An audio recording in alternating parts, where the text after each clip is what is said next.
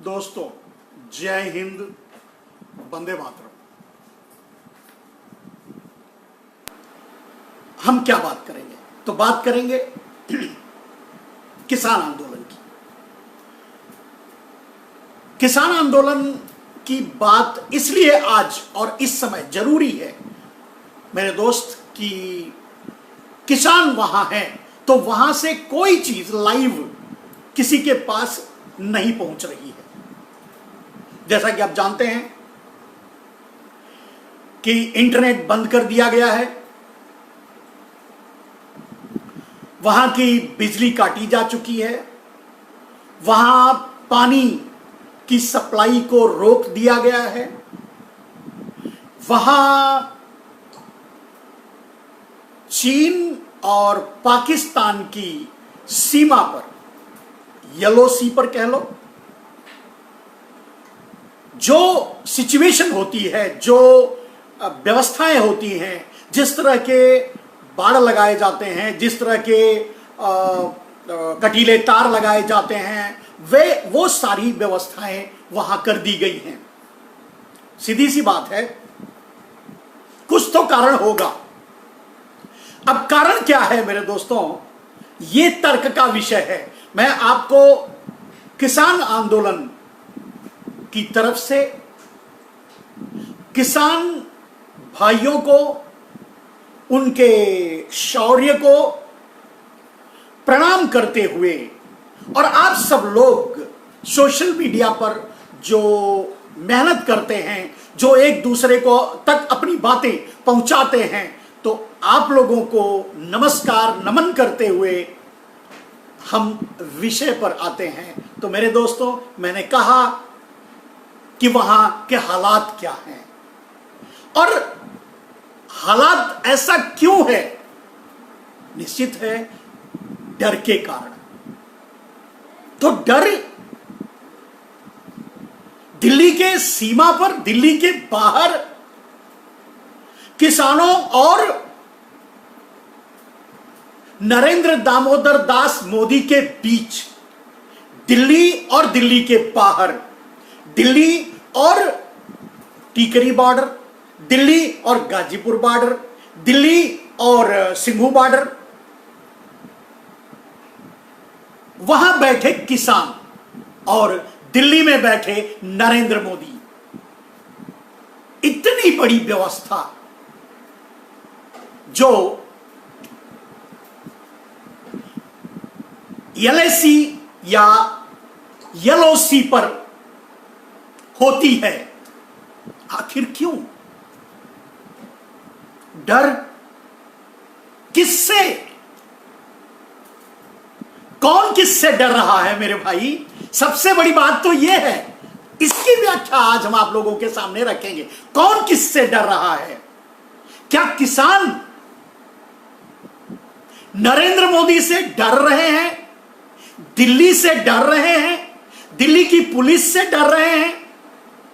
तो क्या दिल्ली की पुलिस, नरेंद्र मोदी या उनकी सरकार ये सारी व्यवस्थाएं किसानों का डर दूर करने के लिए, यानी किसानों को सुरक्षा देने के लिए बना रखा है? आपको कैसा लगता है? मैं समझता हूं आप भी समझ रहे हो कि ऐसा तो नहीं हो सकता। तो फिर क्या है? क्या मैंने कहा, क्या सरकार, नरेंद्र मोदी और दिल्ली की पुलिस और दिल्ली से किसानों को डर लगता है? किसान डर गए हैं, किसानों को खतरा है। इसके लिए नरेंद्र मोदी, जो किसानों के मसीहा हैं, ऐसा कहते हैं वो, जो किसानों के लिए कुछ भी कर सकते हैं, ऐसा कहते हैं वो, जो किसानों के लिए जब से आए हैं तब से बहुत कुछ कर रहे हैं, ऐसा कहते हैं। तो उनको बड़ी चिंता है। जो किसान बैठे हुए हैं दिल्ली के बाहर, उनकी सुरक्षा के लिए ये सारे सुरक्षा व्यवस्था किए जा रहे हैं, कटीले तार लगाए जा रहे हैं, खाइयां खोदी जा रही हैं, परमानेंट कंक्रीट के बैरक्स बनाए जा रहे हैं, बॉर्डर बनाए जा रहे हैं। और आपने शायद, मैं ये अपने जीवन में पहली बार देख रहा हूं, मैं अपने जीवन में पहली बार देख रहा हूं इस तरह से। वैसे मैंने कुछ विदेशी फिल्मों में या कुछ फिल्मों में इस तरह की व्यवस्थाएं की जाती हैं, एक सेना दूसरे सेना से लड़ती है या इस देखा है, लेकिन बॉर्डर पे भी इस तरह के कीले, मतलब कीले लगा करके, कीले बिछा देना, इस तरह से बैरिक्स, जो बॉर्डर परमानेंट कंक्रीट के बॉर्डर बना देना, ये चीजें शायद मैं नहीं समझता। ये चीजें, इस तरह की व्यवस्था तो शायद LOC या LAC पर भी नहीं होगी, चीन के बॉर्डर पे भी नहीं होगी, पाकिस्तान के बॉर्डर पे भी नहीं होगी, POK के बॉर्डर पे भी नहीं होगी, मैं जहां तक समझता हूं। अब सवाल उठता है मेरे दोस्तों कि किसको किससे डर है, किसका किसको डर है। अब इसकी व्याख्या आप जानते हैं, मेरा अपना अंदाज है। अब इस डर की मैं व्याख्या करूंगा मेरे दोस्तों। और वैसे बहुत से लोग नरेंद्र मोदी को समझते हैं, और मैं समझता हूं, मैं भी समझता हूं उनको अच्छी तरह से, तो उनको अच्छी तरह से समझता हूं अगर नरेंद्र मोदी को, तो इस डर को भी मैं समझता होऊंगा। तो जब इस डर को समझ रहा हूं तो आप तक भी पहुंचा दूं। तो चलिए, अब सवाल उठता है कि मैंने कहा कि किसानों को डर लगता है या किसानों की सुरक्षा के लिए सब किया गया है। मैं समझता हूं आपका यूनानिमस राय होगा, आप अपनी राय दे सकते हैं, आपका यूनानिमस राय होगा कि किसानों को डर नहीं लगता, किसान को डर नहीं होगा और किसान के लिए यह सुरक्षा नहीं है।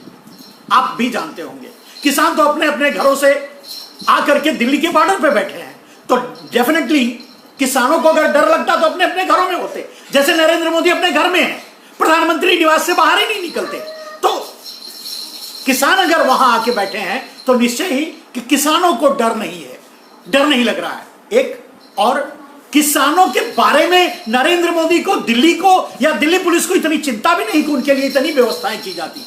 तो ये व्यवस्थाएं किसके लिए की जा रही हैं? जाहिर है नरेंद्र मोदी के लिए।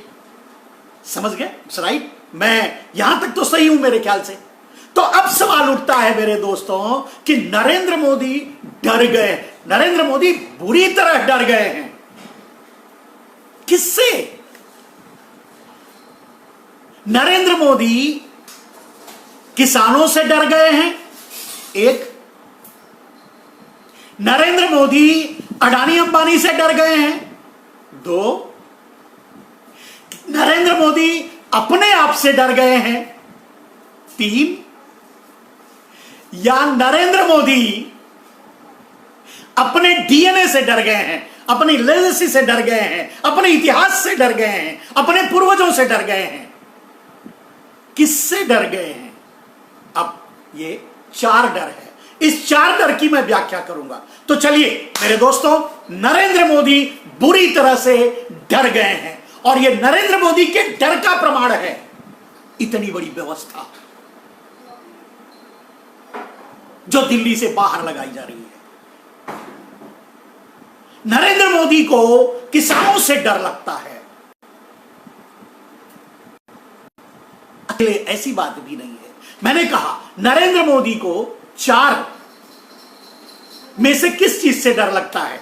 मेरे दोस्तों, मैं कहता हूं नरेंद्र मोदी को इन चारों चीजों से डर लगता है। चलो कैसे, क्यों, यह मैं आपको बताऊंगा।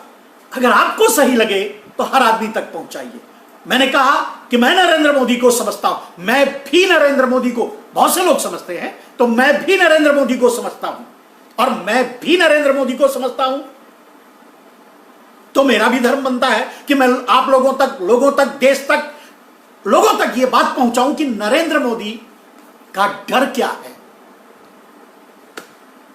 तो मैंने कहा पहला डर, नरेंद्र मोदी बुरी तरह से डर गए हैं, तो किससे? डर नंबर एक, क्या नरेंद्र मोदी किसानों से डर गए हैं? हां, कुछ हद तक, पूरी तरह से नहीं। कैसे? नरेंद्र मोदी ये अच्छी तरह जानते हैं कि किसान पीछे नहीं हटेंगे। किसान जिस मांग को लेकर के दिल्ली तक आए हैं और पूरे देश के किसान जिस तरह से दिल्ली में आए हुए किसानों के साथ खड़े हैं, अपना समर्थन दे रहे हैं, अपना सहयोग दे रहे हैं, इससे नरेंद्र मोदी डर गए हैं।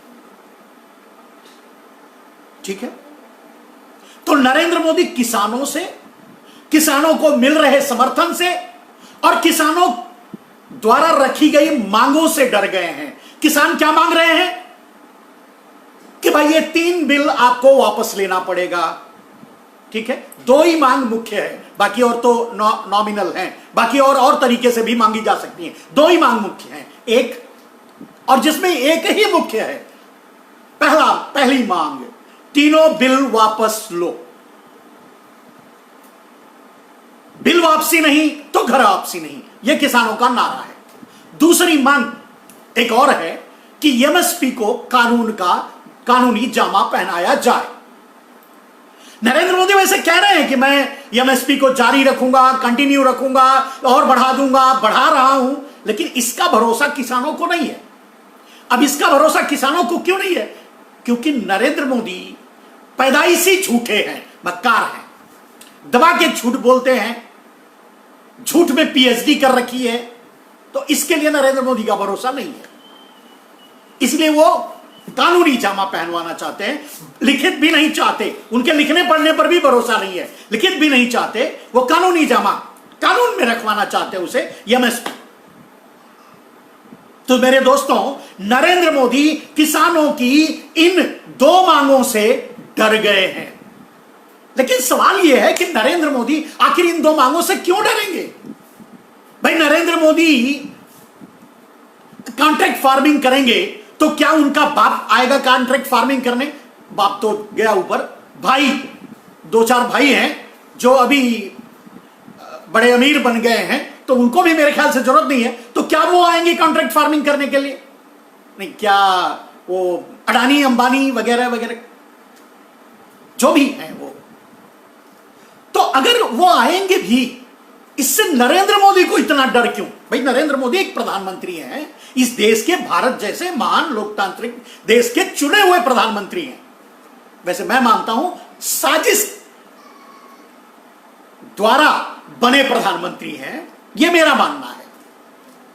लेकिन आप कह सकते हैं कि चुने हुए तो भारत का चुना हुआ प्रधानमंत्री इतना डर जाएगा किसानों की इस 2 मांग से? उस दो मांग को मांग लेने से नरेंद्र मोदी का व्यक्तिगत क्या नुकसान होगा? चलिए, अगर नरेंद्र मोदी इन दोनों मांगों को मान लेते हैं, यानी बिल वापस ले लेते हैं और एमएसपी पर लिखित एमएसपी पर कानून बना देते हैं, तो नरेंद्र मोदी का क्या जाएगा? आप समझो, या इस देश को कहां नुकसान है? यह कई बार बता चुका हूं।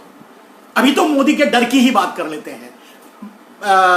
बिल में कितनी ठगी है, बिल किसके लिए है, यह सब बात नहीं, कई बार बात कर चुके हैं, तो उस बात में बात कर लेंगे। तो असली बात, तो ऐसा कुछ नहीं है कि नरेंद्र मोदी का कोई व्यक्तिगत नुकसान हो जाएगा, या नरेंद्र मोदी अगर किसानों की बात मान लेंगे तो अडानी अंबानी इनको वोट नहीं देंगे। अडानी अंबानी या फिर उनके और लोग जिनको फायदा पहुंचाते हैं, 1-2 लाख लोग, या कुछ गुजराती चोर जिनको फायदा पहुंचा रहे हैं, अडानी अंबानी सहित, मेहुल चौकसी, नीरव मोदी सहित कुछ गुजराती चोरों को जो फायदा पहुंचा रहे हैं नरेंद्र मोदी, तो वो वोट नहीं देंगे। आखिर क्योंकि वोट से ही तो प्रधानमंत्री बनते हैं और बने होंगे। अब आखिर नुकसान क्या है यार? अगर किसानों की बात मान लेते हैं तो हम समझते हैं पूरे देश के किसानों का वोट पक्का है। तो बात यहां राजनीति की भी नहीं है, बात यहां वोट की भी नहीं है। बात आगे क्या है, आखिर क्या है मेरे दोस्तों? वोट की बात इसलिए नहीं है क्योंकि वोट तो अब मोदी को वोट ईवीएम से मिल जाता है। वोट को किसी से, आम जनता से, किसानों से या किसी से भी लेने की जरूरत नहीं है, उनको वोट ईवीएम से मिल जाता है। अब बाकी तो डर क्या है? माने अगर सीधे कहा जाए तो मोदी जी का कोई नुकसान नहीं है कि अगर वो किसानों की बात मान लें, और किसानों की बात मान लेने में जब मोदी का नुकसान नहीं तो बात मान क्यों नहीं लेते? लेकिन इतनी बड़ी तैयारी कर लेते हैं, पूरे दिल्ली को येलोसी में बदल देते हैं। डर दोस्तों, अब थोड़ा आगे बढ़ के देखिए, सोचिए, आप भी गंभीरता से विचार कीजिए। अब दूसरा डर क्या हो सकता है?